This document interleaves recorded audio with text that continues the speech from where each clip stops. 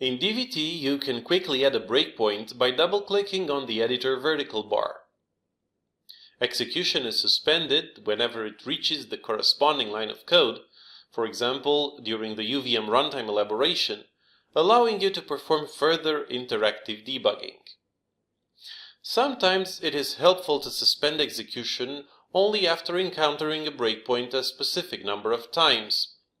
For example, let's say we want to stop in this setFrequency function the second time it's called.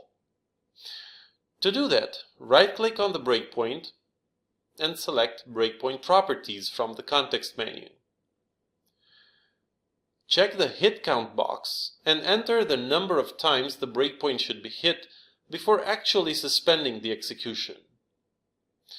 Press Apply and Close when done.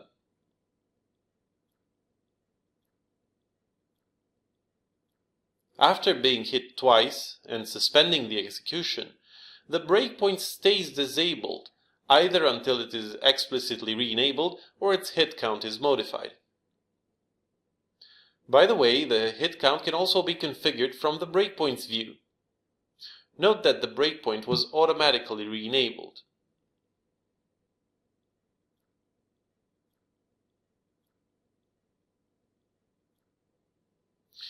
Trigger points are another useful way to dynamically enable breakpoints only after execution has reached a specific point.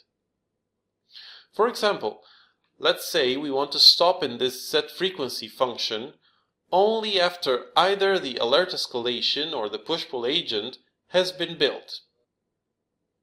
Trigger points are rendered with a T overlay, and the breakpoints suppressed by these triggers are rendered with a barred T.